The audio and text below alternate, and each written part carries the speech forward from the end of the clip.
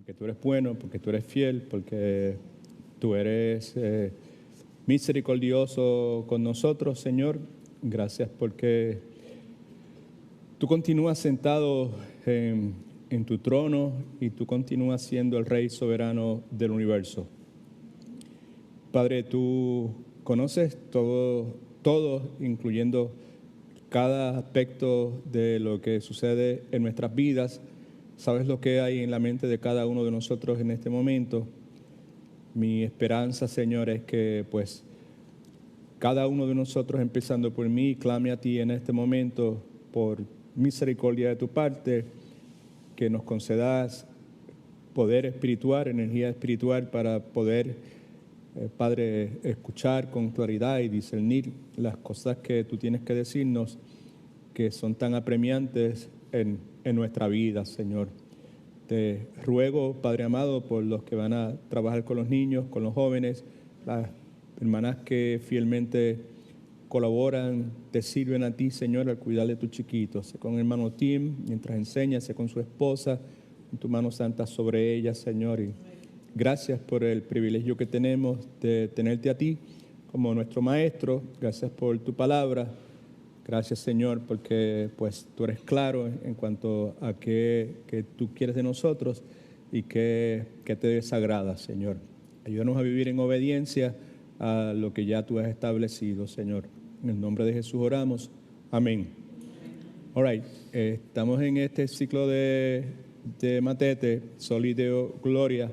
Hemos estado considerando por semanas distintas doctrinas bíblicas. Y Arnaldo, ¿puedes subirlo un poquito nada más? Y en la noche de hoy, pues continuamos con la doctrina de la santidad. Hemos invertido ya varias semanas hablando, considerando lo que la Escritura enseña sobre esta doctrina. En la opinión de las personas que conocen mucho de la Biblia, esta es una de las doctrinas bíblicas más fundamentales, porque la inmensa mayoría de las doctrinas bíblicas se desprenden precisamente o son edificadas sobre el fundamento de la santidad de Dios y la santidad que Dios espera de su pueblo. La vez pasada estuvimos considerando con relación a la santidad, lo que es la santidad y lo que no es la santidad. En las notas suyas, en la primera página, el primer blanco que tenemos nos recuerda que Jesucristo es la representación, es la ilustración y el modelo de la santidad. Y que parecerse a Jesucristo en su esencia, el parecerse a Jesucristo, ¿verdad? En su esencia misma es santidad. La Biblia dice que nosotros hemos sido llamados para ser conformados a la imagen del Señor Jesucristo. Romanos capítulo 8, versículo 29. La finalidad de Dios es que nosotros seamos como Jesucristo, y pues la Escritura nos dice con claridad que pues debemos ser santos porque el que nos llamó, ese Cristo que nos llamó, es santo. Así que vemos que si queremos tener una idea de lo que es santidad, todo lo que necesitamos es considerar la persona del Señor Jesucristo. Y como Jesucristo es la representación, la ilustración y el modelo de santidad, y como acabamos de señalar, la iniciativa de parecernos a Jesucristo en su esencia misma es santidad, señalamos tres cosas que eran esenciales para nosotros pues considerar, right? Con relación a eso. La primera era que, por lo tanto, precisamos permanecer en Cristo porque Cristo es la vida. En Juan 15 nos habla de la vid y los pámpanos y nos recuerda que Jesucristo es la fuente de vida, y precisamos asegurarnos que permanecemos en el Señor Jesucristo, conscientes de que el que está en Cristo va a permanecer en Él. Simplemente que entendamos que posicionalmente estamos en Cristo y que nuestra dependencia tiene que ser exclusivamente de Él. En otras palabras, que el precisar permanecer en Cristo es algo que es inevitable para todo creyente, y que todo lo que nosotros necesitamos hacer es vivir una vida donde estamos conscientes de eso y descansar precisamente en que pues en Cristo vamos a tener todo lo que nosotros necesitamos para poder ser todo lo que Dios quiere que seamos, y sobre todo en el asunto que nos preocupa en esta noche nuevamente, en el asunto de la santidad. Si vamos a ser santos como el que nos llamó es santo, pues tenemos que tener claro en nuestra mente que en Cristo Jesús tenemos todo lo necesario para eso, y que el querer ser santo no es algo que nosotros debemos estar buscando producir por nuestra propia fuerza, por nuestro propio esfuerzo. Right? Eso es algo importante. La otra cosa que vemos en sus notas es que ante el hecho de que Jesucristo es la representación, ilustración y modelo de nuestra santidad, y que el parecernos a Jesucristo en su esencia misma es santidad, por lo tanto, precisamos aprender de Jesucristo porque Él es el maestro y la instrucción. Venía considerando esa porción bíblica, me vino a la mente el recuerdo de una escuelita pequeñita que había en mi pueblo cuando yo era un niño. Era la escuelita de Mencha. Mencha es el apodo de una maestra, right? Y todos nosotros, los que éramos de esa área de mi pueblo, pues los padres pues nos llevaban a la escuelita de Mencha cuando teníamos 3 o 4 años, y allí aprendíamos básicas cosas como aprender a leer, aprender el alfabeto, las tablas de multiplicación y cosas así, ¿verdad? Pero el asunto es que la escuelita era de Mencha y Mencha era la maestra, no había otros maestros. La escuelita era de ella, tenía ese nombre, la escuela de Mencha, y Mencha era la maestra, y pues ella enseñaba otras cosas, ¿verdad? En el caso de Jesucristo, la escuela que nosotros estamos matriculados es la escuela de Cristo, ¿right? Y el maestro es Cristo. Pero en el caso de él, el subject, la materia que se enseña es Cristo, right? Y eso no es un juego de palabras, sino que es una verdad que es fundamental cuando se trata de santidad, lo que es y lo que no es, right? Y la otra cosa que dijimos es que necesitamos seguir a Cristo porque Él es el camino y Él es ejemplo a seguir. Y hemos visto ya tantas veces que el ejemplo de Cristo es sobre todas las cosas en su humanidad. Él vino a servir, vino a servir, y Él pues nos dio ese ejemplo que nosotros debemos continuar.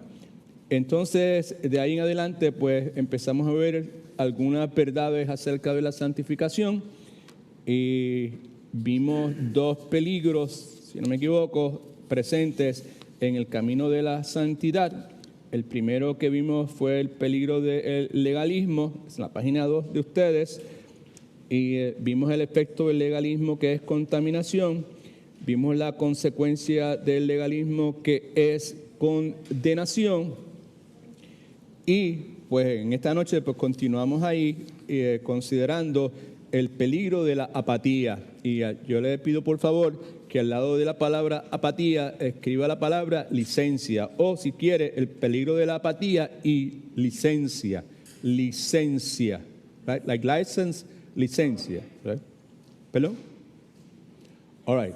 El peligro de la apatía y la licencia, right? Ese es otro peligro que debemos recordar. Debemos recordar el peligro del legalismo por el efecto que tiene, que es contaminación, y la consecuencia del mismo, que es condenación. Y debemos también tener presente el peligro de la apatía. Apatía y licencia son 2 cosas que por lo regular van cogidas de la mano, por eso queremos considerarlas ambas. Así que lo que quiero decir con esto es que tenemos que ser cuidadosos en evitar la licencia y la apatía, pensando, preste atención por favor, pensando que, por ejemplo, si yo soy salvo por gracia por medio de la fe, ¿cuántos son salvos por gracia por medio de la fe? Todos los que son salvos verdaderamente son salvos por gracia por medio de la fe. All right?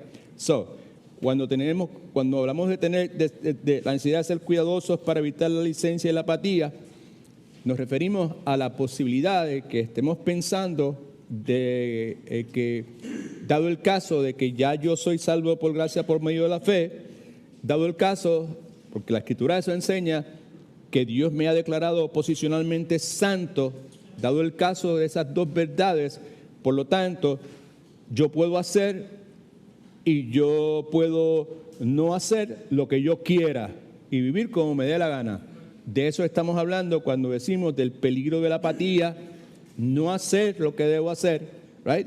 Y licencia, hacer lo que sea, pues porque yo soy salvo por gracia por medio de la fe y Dios me ha declarado posicionalmente santo, pues por consiguiente alguien puede ser tentado a pensar, y en esto consiste el peligro, y por lo tanto, ante esa realidad de que ya yo soy salvo por la gracia por medio de la fe, que posicionalmente soy santo, pues por consiguiente, pues yo puedo hacer lo que yo quiera y yo puedo decidir no hacer lo que yo quiera y yo puedo decidir vivir como me dé la gana. Santiago, capítulo 2, versículo 14, dice lo siguiente: hermanos míos, ¿de qué aprovecha si alguno tiene fe? Amén. No dice eso. ¿Qué es lo que dice? Es muy importante la palabra dice, right? Porque la razón de ser del pasaje es precisamente ese argumento, el que una persona dice que tiene fe, right? So, si alguno dice, ¿verdad? Hermanos míos, ¿de qué aprovecha si alguno dice que tiene fe? Si alguno reclama que tiene fe, aunque en realidad no tenga fe de ninguna clase y no tiene obras, ¿podrá la fe salvarlo? Right? El punto de Santiago es que, pues, si no tiene obras, no tiene una conducta que se ajusta a las palabras de él. Dice, pues yo tengo fe, pero si no tiene obras, pues entonces las obras son expresadas en nuestra conducta, en nuestro comportamiento. Si no tiene obras, pues entonces la conducta de él, pues no se ajusta. Reclame lo que reclame. Yo soy salvo, yo hablo en lengua, o yo he servido aquí, yo he hecho tal o cual cosa. Puede reclamar lo que sea, pero si no tiene una conducta que se ajuste a la palabra, pues lo que Santiago dice, perdónenme, hace una pregunta: ¿podrá la fe salvarlo? Right? En otras palabras, ¿acaso puede salvar esa clase de fe? Una clase de fe que dice que yo creo en Cristo, que Él es mi Salvador y que Él murió por mis pecados y que yo he sido posicionalmente santo en Él y que pues yo soy salvo por medio de la gracia, ¿verdad? Pero ese tipo de fe que reclama ese tipo de cosas que son verdades bíblicas, pero que en su diario vivir, en su conducta no se reflejan esas cosas. La pregunta que hace Santiago es: ¿acaso puede salvar esa clase de fe? Y el principio de Santiago, perdónenme nuevamente, es que la fe no es un ejercicio intelectual, right? Que puede o no puede incluir obediencia práctica en el diario vivir. Ese es el argumento de Santiago cuando dice: ¿de qué aprovechará si alguno dice que tiene fe y no tiene obras? ¿Podrá la fe salvarlo? Sí, que Santiago está diciendo que la verdad del Evangelio, que es, cuando hablamos de la fe que él está hablando, no está hablando de fe en términos de confianza, sino que está hablando del contenido bíblico acerca de la revelación de Dios, lo que conocemos como el Evangelio. Lo que está diciendo Santiago es que la verdad del Evangelio no pretende o no está para simplemente ser creída intelectualmente, sino que la verdad del Evangelio tiene que ser obedecida, es para ser obedecida. Vemos entonces a Pablo hablando precisamente de eso. Es interesante el contexto de Filipenses capítulo 1, versículo 27. Miren su Biblia, por favor, en su Biblia. Lo tienen las notas, pero mire su Biblia, por favor, un momentito. Filipenses, capítulo 1. Right? Versículo 27. Pero vamos a comenzar por el versículo 12, porque en el versículo 27, Pablo comienza con una palabra que es clave en el idioma griego, es una palabra muy contundente y es la palabra solamente, que es solo. Y la implicación es que esto es lo más importante. Cualquier otra preocupación que puedas tener, cualquier otra consideración que puedas tener, por buena que sea, no está al mismo nivel que esta que te estoy presentando en este momento. Right? So, lo que está diciendo es solamente, versículo 27, os ruego que os comportéis como es digno del Evangelio de Cristo, que vivan de una forma que esté en armonía con lo que han aprendido, con lo que ustedes dicen que creen y con lo que ustedes están enseñando. Ahora, importante para nosotros entender la seriedad del énfasis de Pablo es considerar en qué contexto, de qué Pablo está hablando cuando hace esa afirmación. Y no se olvide, ¿verdad?, que estamos hablando acerca del peligro que la apatía, la indiferencia y la licencia, yo puedo hacer lo que me dé la gana, ¿verdad?, traen a nuestras vidas y la necesidad que tenemos de recordarlo. Versículo 12 dice, y considere las condiciones en las cuales está Pablo al momento de escribir lo que está escribiendo. Quiero que sepáis, hermanos, que las cosas que me han sucedido han redundado más bien para el progreso del Evangelio, de tal manera que mis prisiones, en el momento que Pablo está hablando, está en prisión, que mis prisiones se han hecho patentes en Cristo, en todo el pretorio y a todos los demás. Y la mayoría de los hermanos han cobrado ánimo en el Señor con mis prisiones por la respuesta, la actitud, el comportamiento de Pablo al momento de experimentar ese nivel de sufrimiento. Right? En cierta forma se asemeja un poco al tercer punto de la enseñanza del domingo pasado. ¿Okay? Y nuevamente, y la mayoría de los hermanos cobrando ánimo en el Señor con mis prisiones se atreven mucho más a hablar la palabra sin temor. Algunos, a la verdad, predican a Cristo por envidia, pero otros lo hacen por contienda, pero otros lo hacen de buena voluntad. Los unos anuncian a Cristo por contención, no sinceramente, pensando añadir aflicción a mis prisiones. En otras palabras, Pablo está experimentando sufrimiento, no olvide eso, ¿ok? Pero los otros por amor, sabiendo que estoy puesto por la defensa del Evangelio. Que pues, que no obstante, ¿verdad?, de todas maneras, o por pretexto o por verdad, Cristo es anunciado, y en esto me gozo y me gozaré aún. Porque sé que por vuestra oración y suministración del Espíritu de Jesucristo, esto resultará en mi liberación, conforme a mi anhelo y esperanza de que en nada seré avergonzado, antes bien con toda confianza, como siempre, ahora también será magnificado Cristo en mi cuerpo, o por vida o por muerte. Y escuche ahora, porque para mí el vivir es Cristo y el morir es ¿qué? Ganancia. Mas si el vivir en la carne resulta para mí en beneficio de la obra, no sé entonces qué escoger. Porque de ambas cosas estoy puesto en estrecho, teniendo que decidir partir o estar con Cristo, lo cual es muchísimo mejor. Pero quedar en la carne es más necesario por causa de vosotros. Y confiado en esto, sé que quedaré, que aún permaneceré con todos vosotros para vuestro provecho y gozo de la fe, para que abunde vuestra gloria de mí en Cristo Jesús, por mi presencia otra vez entre vosotros.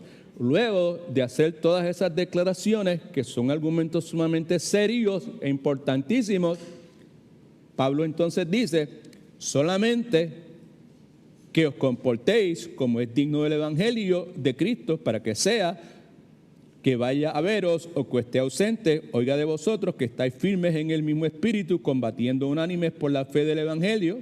En otras palabras, que independientemente de lo que suceda, independientemente de lo que esté pasando, que yo esté preso, que no esté preso, que la gente esté predicando el Evangelio, que lo esté haciendo con la razón correcta o la razón incorrecta, independientemente de eso, independientemente de que sería mejor para mí estar en la presencia del Señor, pero me tengo que quedar aquí, independientemente de todas esas cosas, lo que Pablo está diciendo es que lo más importante es que, ¿alguien me dice?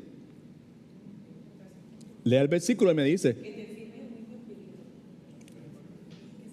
solamente que os ruego que hagan ¿qué? Por favor.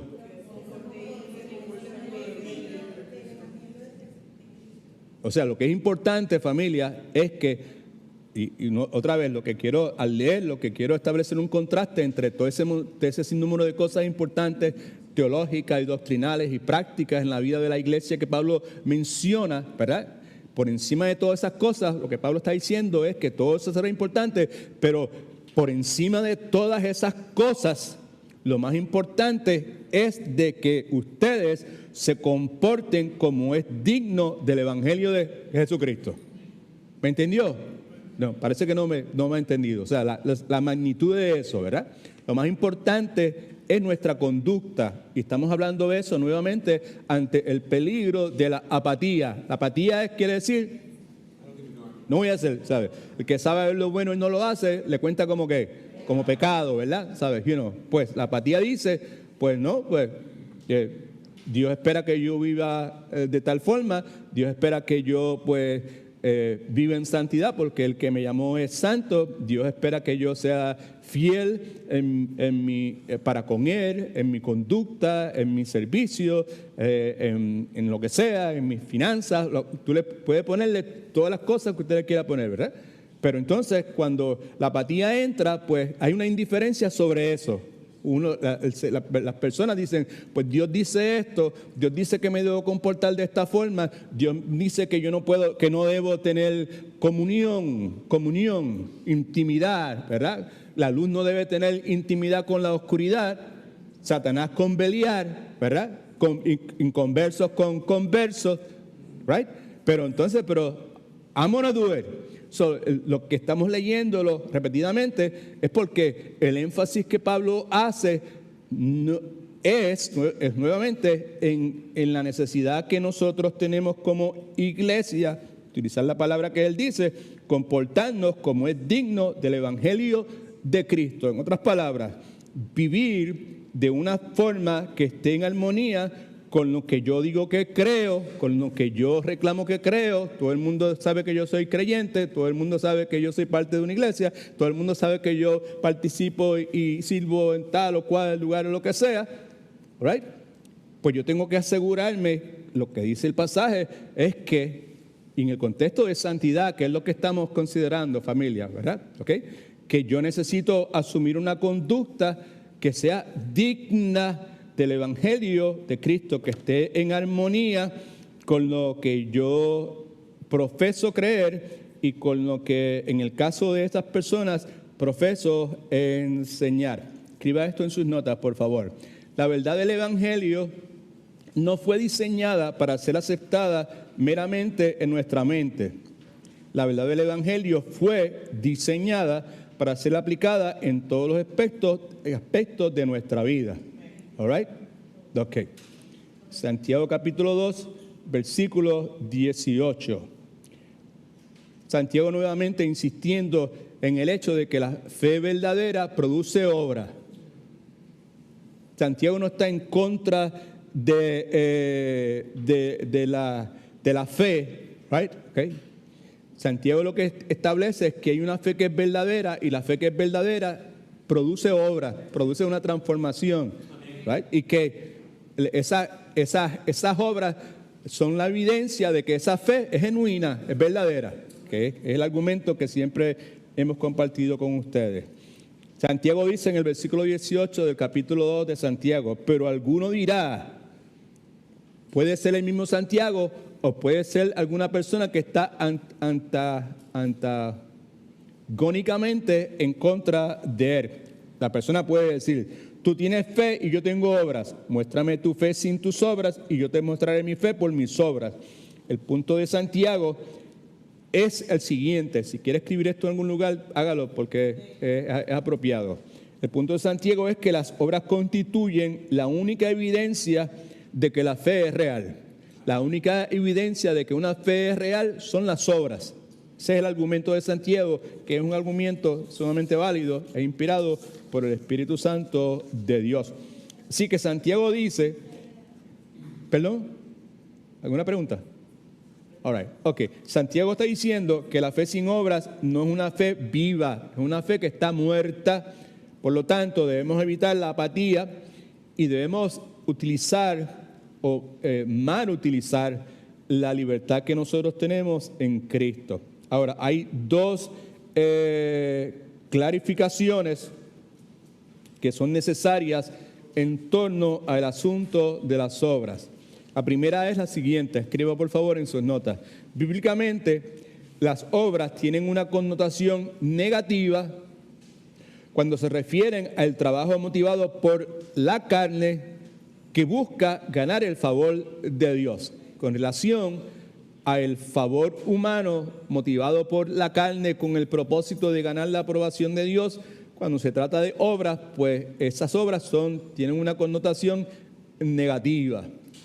Tenemos que ser cuidadosos en evitar la licencia y la apatía, como dije anteriormente, y tenemos que reconocer nuevamente que las obras tienen una connotación negativa, pueden tener una connotación negativa, o también pueden tener una connotación positiva. En el caso que estamos hablando en este momento, vemos en la porción bíblica que tienen ustedes ahí, que es Efesios capítulo 2, versículos 8 y 9, podemos ver con claridad la afirmación que acabamos de hacer de la connotación negativa, porque Pablo está haciendo referencia a obras en el sentido de que las obras para nada pueden conducir a la salvación del alma del ser humano. Si vamos un poquito más adelante, en el versículo 10, vemos entonces que las obras son el resultado de la obra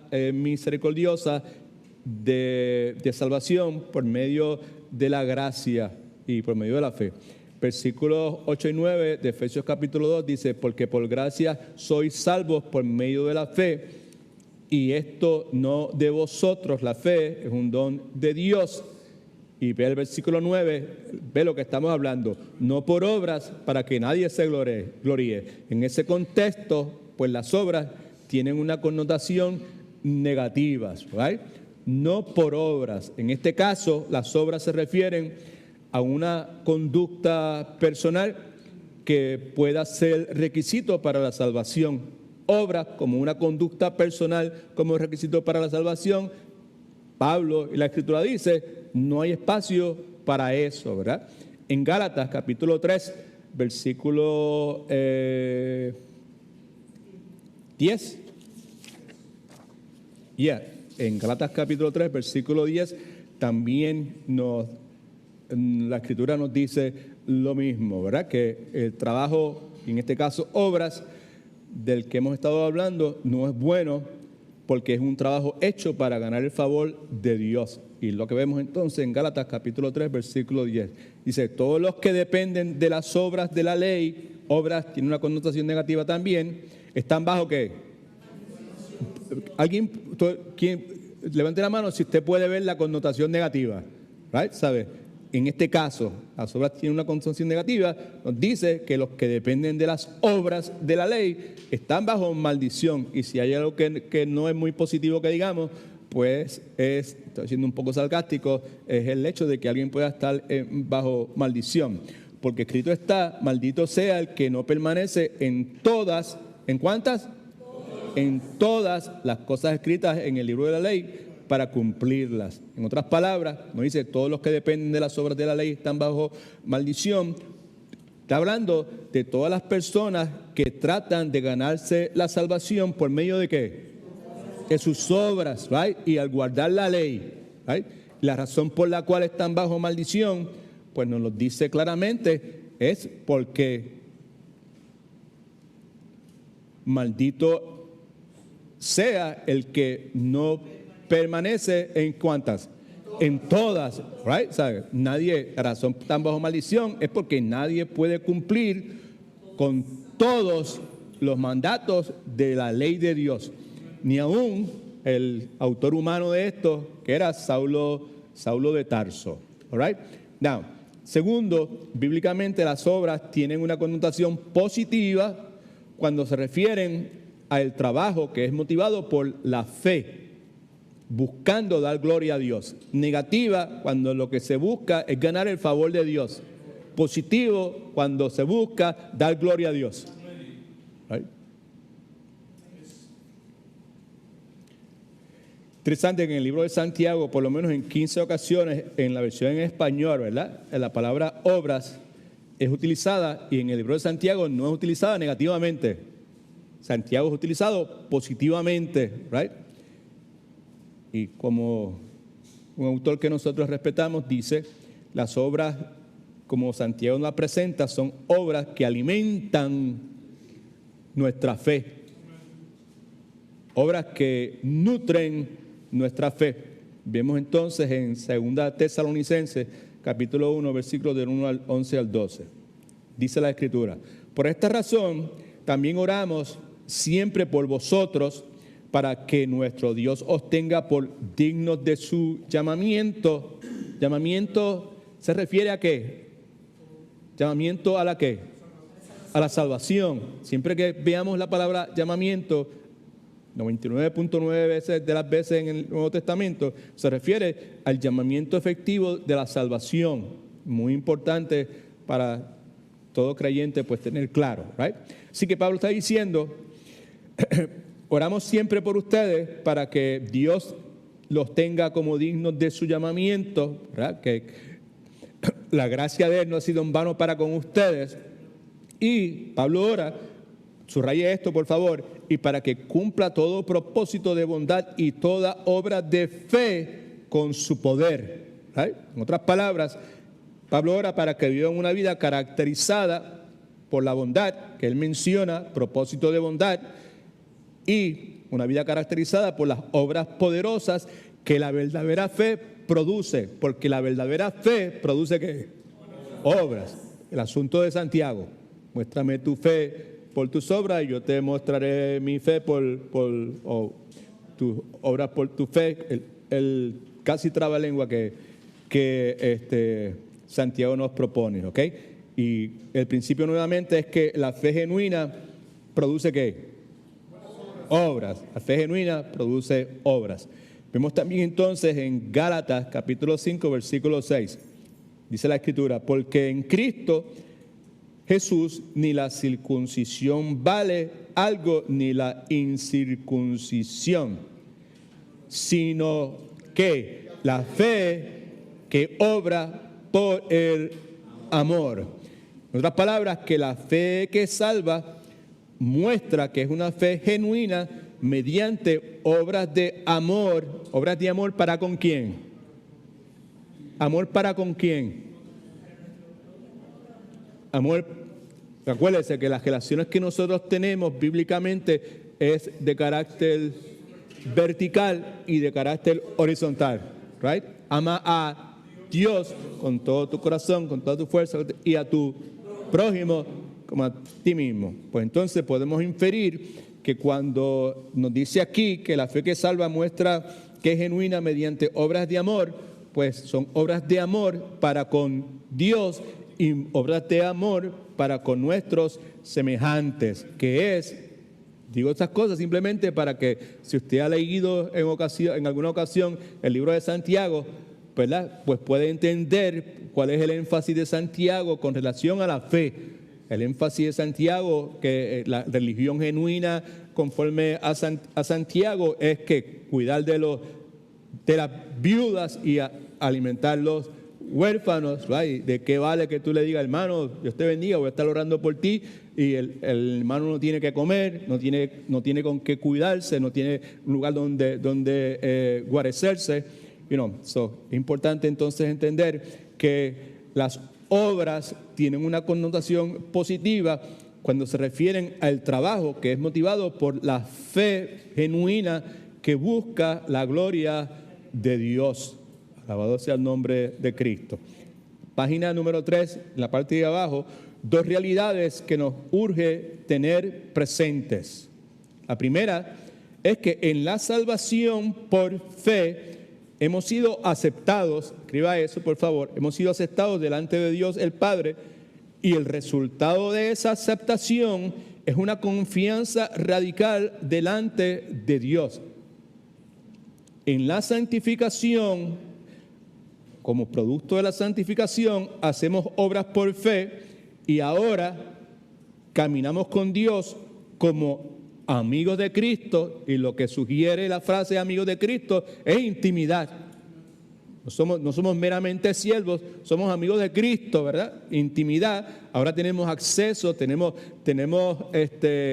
en esa intimidad que hemos desarrollado con el Señor Jesucristo, pues tenemos acceso a esa revelación divina, ¿verdad? Que originalmente cuando conocimos al Señor no teníamos, pero durante el proceso de santificación, pues esa intimidad se va nutriendo, va acentuándose, ¿verdad? Y el resultado de eso es que caminamos con Dios como amigos del Señor Jesucristo y por amor, con gusto. No, espérate, me fui muy adelante.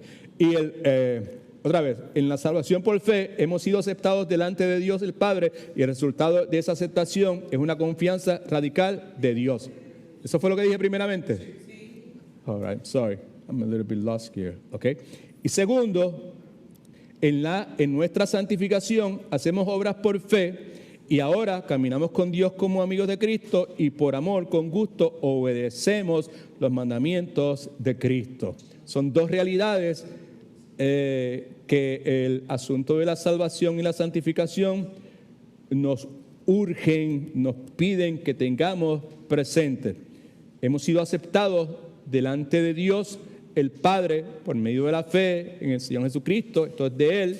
El resultado de esa aceptación es una confianza radical delante de Dios. Pregunta: si en realidad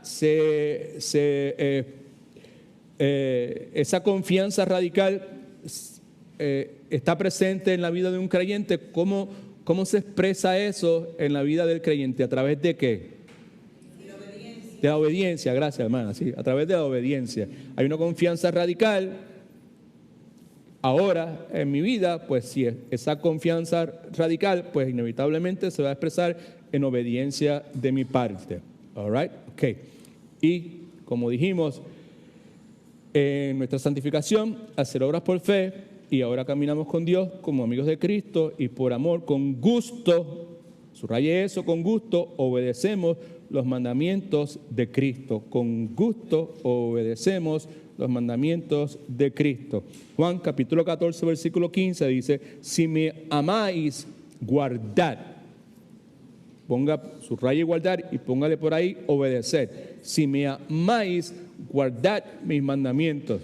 O sea, una de las razones por la cual muchas veces cuando mencionamos Romanos 8:28, que mencionamos a cada rato, y sabemos que a los que aman a Dios, todas las cosas operan para bien, los que han sido llamados conforme a su propósito, y el propósito es hacernos más y más a la semejanza de Cristo, ¿verdad?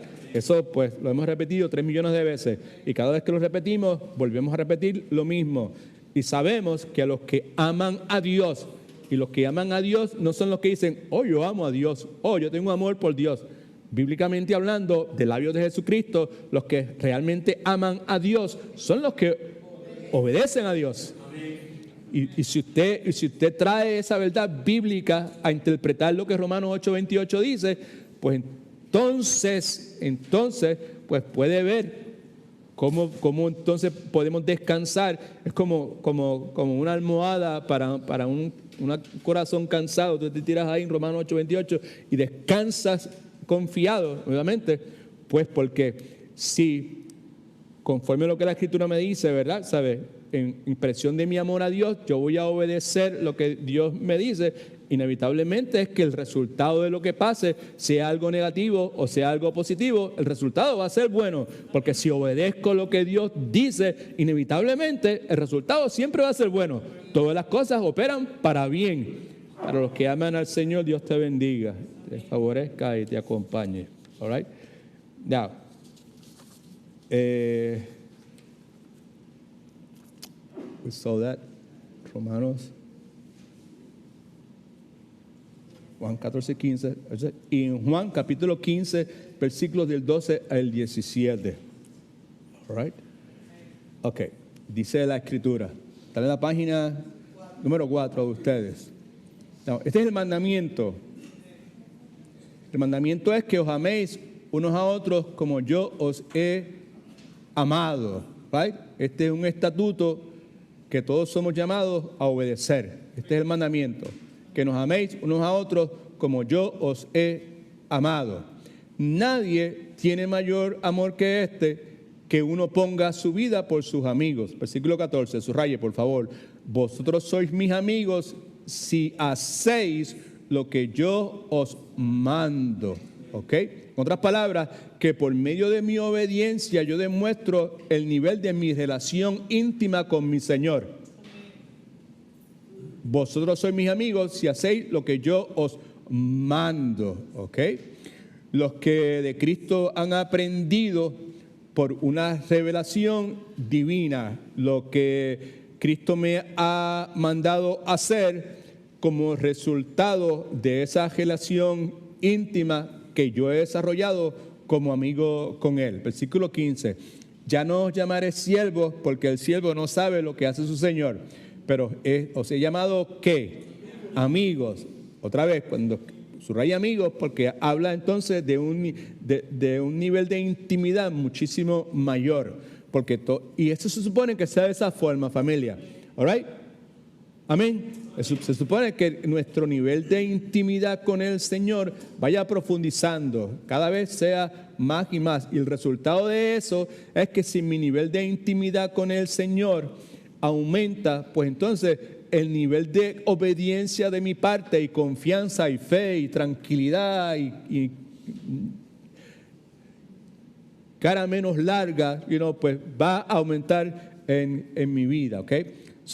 Ya no os llamaré siervos porque el siervo no sabe lo que hace su Señor, pero os he llamado amigos porque todas las cosas que oí de mi Padre os las he dado a conocéis. Versículo 16. No me elegisteis vosotros a mí, sino que yo os elegí a vosotros y os he puesto para que vayáis y llevéis ¿qué? Fruto. Fruto espiritual incluye, entre otras cosas, fruto espiritual que tiene que ver con las actitudes de la persona y tiene que ver también, obviamente, con las obras piadosas que esa persona tiene. Muy importante siempre recordar la frase, no me elegiste vosotros a mí, sino que yo os elegí a vosotros. El hecho de que este privilegio al cual Cristo está haciendo referencia al llamar amigos a los discípulos, esos privilegios de intimidad divina, importante para ellos entender, por eso es que Cristo lo está diciendo y para nosotros también pues reconocer los privilegios de intimidad divina no dependen de méritos propios. O sea, yo por mi propio esfuerzo, otra vez, las obras que hacemos ¿para qué? Positivamente. Buscando que Dios me acepte y que Dios tenga más intimidad conmigo y que Dios esté... No. La usamos positivamente para dar gloria a Dios. All right? Okay. No para buscar intimidad con Dios en ninguna forma. ¿Por qué razón? Pues porque los privilegios de esa intimidad divina no dependen de méritos personales antes ni después. Right? Sino que dependen de la elección soberana que Cristo ha decidido ejercer en nuestras vidas. Escriba esto en sus notas, por favor. ¿Okay? Por lo tanto, es de esperarse que la santificación que produce obras por fe resulte en nuestra obediencia radical. Ahí era donde quería llegar. No. Por lo tanto, es de esperarse que la santificación que produce obras de fe o por fe resulte en nuestra obediencia radical. Queremos obedecer a Dios con todo, en todo momento, 24/7. 3 realidades que hemos visto que necesitamos considerar. Primero, que nuestra fe resulta en obediencia radical, que nuestra confianza consiste en descansar en la perfección de Cristo y que nuestra obediencia consiste en seguir los mandamientos del Señor Jesucristo. Veamos algunos ejemplos aquí en estos pasajes bíblicos que tenemos delante de nosotros en la página número 4. Pablo, Colosenses capítulo 1, del 1 al 4, y el próximo es Colosenses 1, del 5 al 10. Pablo, apóstol de Jesucristo, por la voluntad de Dios, y el hermano Timoteo, a los santos fieles y fieles hermanos en Cristo que están en Colosas. Gracia y paz sean a vosotros de Dios nuestro Padre y del Señor Jesucristo. Siempre oramos por vosotros, o siempre que oramos por vosotros, damos gracias a Dios, Padre de nuestro Señor Jesucristo, por la siguiente razón. Subraye, por favor. Pues hemos oído de vuestra fe en Cristo Jesús y de el amor que tenéis a todos los santos. Escriba por algún lado, obras de fe, right? Y vuelvo a repetir lo que mencioné ahorita, y es que uno de los frutos de la fe verdadera es amor por mis hermanos. Amor por mis hermanos. Hace unos 5, 10 o 15 minutos, cuando comenzamos, pues yo dije algo, ¿verdad? Que yo me alegro porque la hermana aquel aquí, pues ella me dijo, no diga nada, porque ella es así humilde y no le gusta que le llamando la atención, ¿verdad? Pero es que es inevitable, pues yo te amo un montón, ¿right? Y el hecho de poder verte y sabiendo que tú trabajas y tienes un itinerario tan complicado y que puedas venir y que cuando entraste por ahí, entraste con esa sonrisa, pues claro, pues como si te amo, ¿qué puedo hacer? Amén. All right? That's the way it is. Y lo mismo con cada uno de ustedes también, familia, ¿ok? Now, Colosenses capítulo 1, versículos 5 y 10. Pablo dice, a causa de la esperanza, escriba por algún lado, esperanza y fe siempre van cogidas de la mano, ¿ok? Esperanza y fe son cosas que están unidas.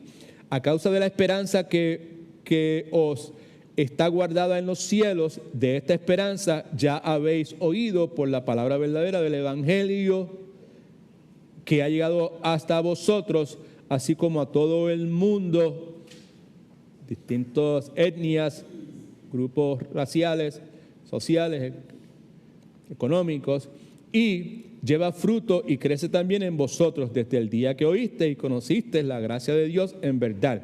Así lo aprendiste de Epafras, que fue el fundador de la iglesia de Colosas. Algunos piensan, nuestro consiervo amado, que es un fiel ministro de Cristo para vosotros, que también nos ha declarado vuestro amor en el Espíritu, ha hablado bien acerca de ustedes, por lo cual también nosotros, desde el día que lo oímos, el buen testimonio que se había dado de ustedes, no cesamos, no paramos de orar por vosotros y de pedir que seáis llenos del conocimiento de su voluntad, la voluntad absoluta total de Dios en toda sabiduría e inteligencia espiritual. Subrayo lo próximo.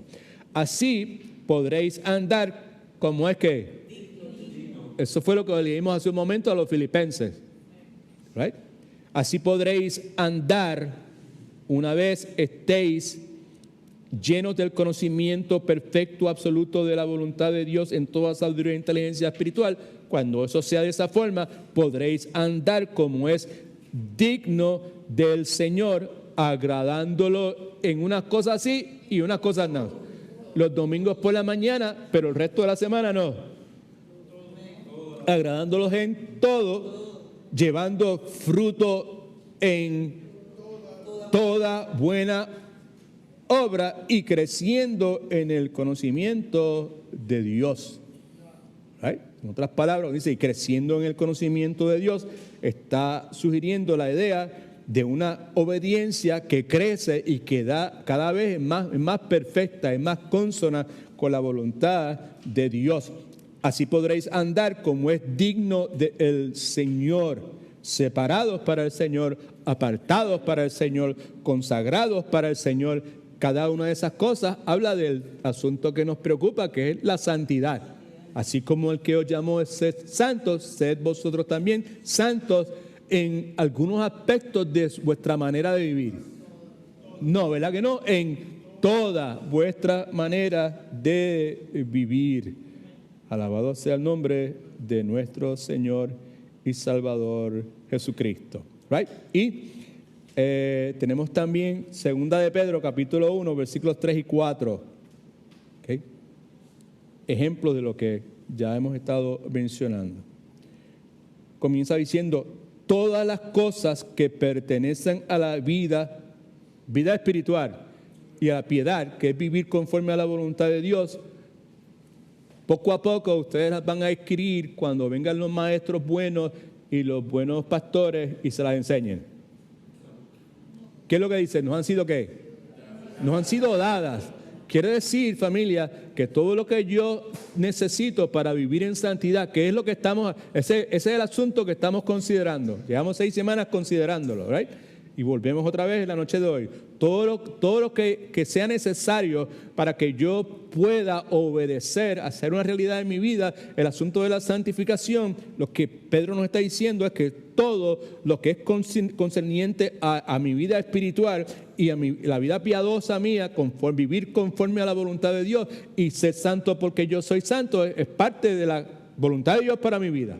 Amén. Pues todo lo que yo necesite ya me ha sido dada por medio de su divino poder, el poder de Dios, mediante el conocimiento, subraye conocimiento y escriba íntimo por algún lugar cerca, conocimiento íntimo de aquel que dijo, no me escogiste vosotros a mí, yo escogí a vosotros. Lo vuelve a ver nuevamente, ¿verdad? Aquel que nos llamó para su ¿qué?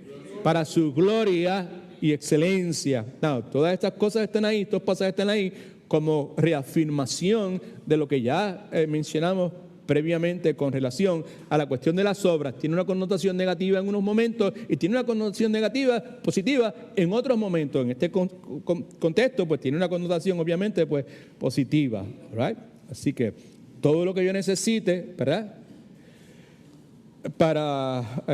Con relación a mi vida espiritual, a vivir conforme a la voluntad de Dios, ya Dios me lo ha dado mediante el conocimiento de Cristo, desde el mismo momento en que fui salvo.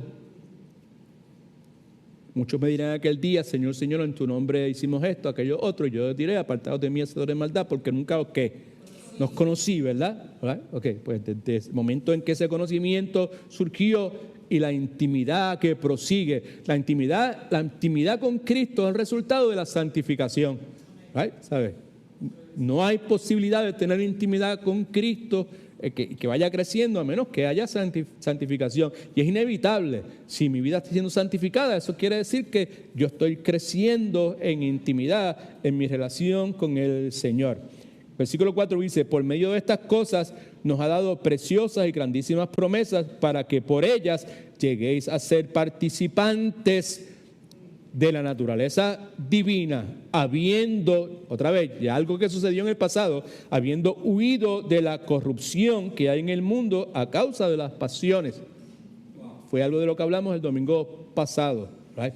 Versículos 5 y 7 de 2 de Pedro, es lo próximo que está inmediatamente. Por esto mismo, y ahí está hablando de las bendiciones que ha mencionado en los versículos anteriores que acabamos de leer, versículos 3 y 4, por esto mismo, ¿right? Poned toda diligencia, en otras palabras, esfuércense al máximo, yo asumir esta responsabilidad humana, en añadir obras, otra vez, a vuestra fe virtud. Y cada una de esas cosas no es estar de acuerdo intelectualmente con la necesidad de que en mi vida haya virtud, conocimiento, dominio propio, paciencia, piedad, afecto fraternal, amor, sino que esa comprensión intelectual que podamos tener de estos conceptos necesitan ser expresadas en nuestra vida, ¿right? En obras que se vea. Que se pueda ser tocado, que puedan tocar a otras personas, ¿okay? Así que poned diligencia o esfuércense al máximo en añadir a vuestra fe, que es el punto de partida, salvos por fe, ¿right? Por gracia, por medio de la fe, ¿verdad? Añadir esa fe, virtud, conocimiento, dominio propio, paciencia, la paciencia piedad, a la piedad afecto fraternal y el afecto fraternal amor, ¿okay? Todo esto, cada una de esas cosas que Pedro identifica es el resultado de la santificación en la vida del creyente. Gloria al nombre del Señor. Página número 5, por favor. Dos verdades esenciales que precisamos recordar. ¿Cómo va a ser? ¿No pueden ser las 8:32? Sí. All right, pues let's do one. Simplemente una de ellas, ¿ok? 1 Corintios capítulo 15, versículo 10. Todo el mundo a la misma vez. Repítalo. Dos verdades esenciales que precisamos recordar. ¿Cómo? Dos verdades esenciales que precisamos recordar. 1 Corintios 15, 10.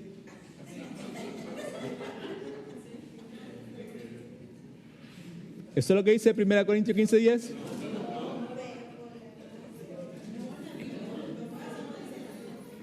¿Qué es lo que dice 1 Corintios 15, 10? Espérate, que yo estoy confundido. Ahora, ok, pero por la gracia de Dios.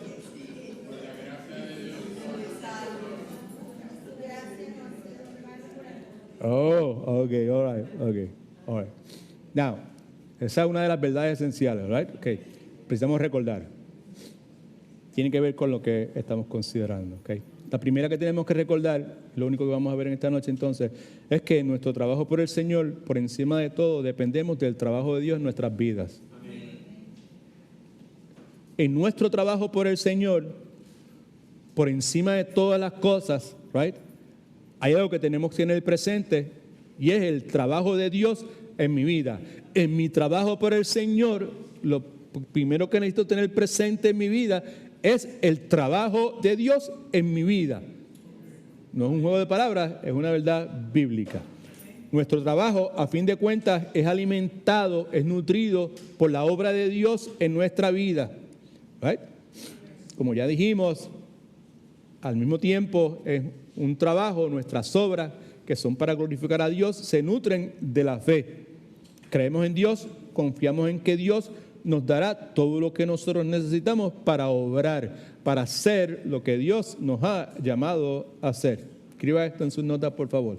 En última instancia, no estamos trabajando para Dios. En última instancia, no estamos trabajando para Dios. Estos dos versículos y terminamos. Pablo dice, pero el que trabaja, el que obra, el que sirve, no se le cuenta el salario como un regalo, lo que recibe a cambio, sino como una deuda. Pues porque si trabajó, es justo que se le ¿qué? Que se le pague. Right? Okay. Endeudado. Okay. Pero al que no trabaja, en un contexto totalmente espiritual que Pablo está hablando, sino que cree, trabaja para su salvación, sino que cree en aquel que justifica al impío, su fe le es contada ¿por qué?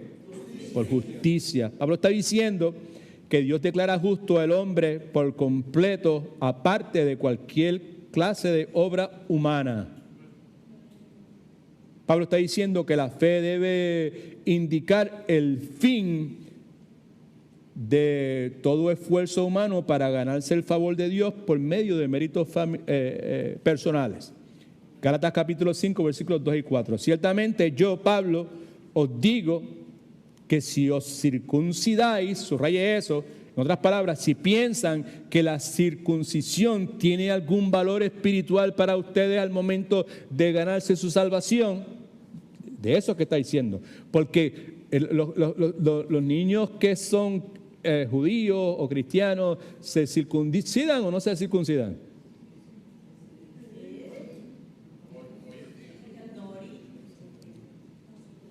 Quizás la pregunta no está bien hecha, ¿ok? O sea,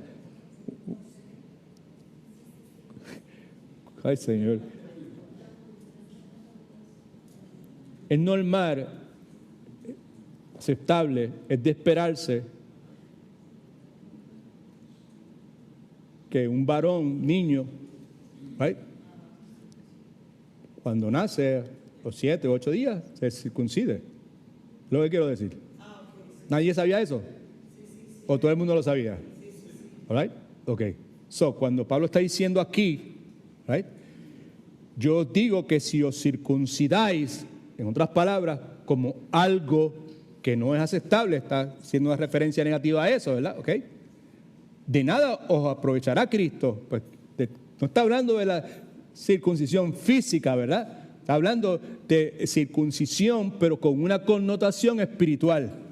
O sea, si os circuncidáis pensando que la circuncisión tiene valor espiritual para ser aceptado por Dios.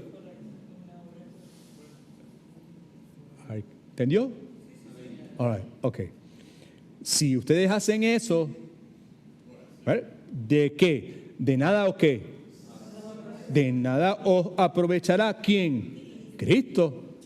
Porque si estás viendo, ¿verdad? ¿Sabes? La circuncisión como algo que tiene valor espiritual y por medio de esto puedes alcanzar la aprobación de Dios, pues entonces de Cristo no va a aprovecharte nada, porque el sacrificio de Cristo no puede beneficiar a la persona que confía en algún ritual religioso para salvación, sea circuncisión o sea bautismo.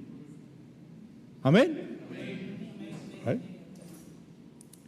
Y otra vez testifico a todo hombre que si se circuncida con el propósito que ya acabamos de mencionar, que está obligado a cumplir ¿qué? Toda la ley. ¿Por qué razón? Porque el criterio de Dios para el hombre conforme a la ley, justicia perfecta. Entender eso, comprender eso, procesar eso, agarrarse de eso, traer eso a tu diario vivir, pues entonces va a concederte una apreciación, pero muchísimas veces más mayor de la que tienes en este momento al considerar lo que has ganado a través de Cristo al ser justificado por medio de la fe. ¿Por qué razón? Pues porque, otra vez, el criterio de Dios es justicia perfecta. Versículo 4 dice, y otra vez testifico, versículo 3, a todo hombre que se circuncida, que está obligado a cumplir toda la ley, de cierto os desligasteis, te separaste, fuiste cortado de Cristo. Los que por la ley os justificáis, si insiste en añadir ritos religiosos a lo que Cristo hizo y de la gracia has caído, no es que has perdido tu salvación, simplemente cualquier intento de justificarse por la ley equivale a darle la espalda, y ya eso lo mencionamos la vez pasada, a la salvación por gracia que en Cristo hemos obtenido. Así que nos quedamos aquí y la semana que viene tenemos la reunión de oración y pues entonces continuamos la próxima semana. Les recuerdo que este próximo domingo comenzamos este nuevo ciclo de estudios bíblicos. En la Biblia dice disciplinas para la vida. Algunas personas que han estudiado la primera lección, una de ellas me mandó un texto hoy expresando su agradecimiento por haber seleccionado este material, porque según la persona me dijo, ha sido de gran bendición y edificación para esta persona. Me imagino que es muy probable que si alguno de ustedes también ha tomado el tiempo de hacerlo, pues que lo haya sido.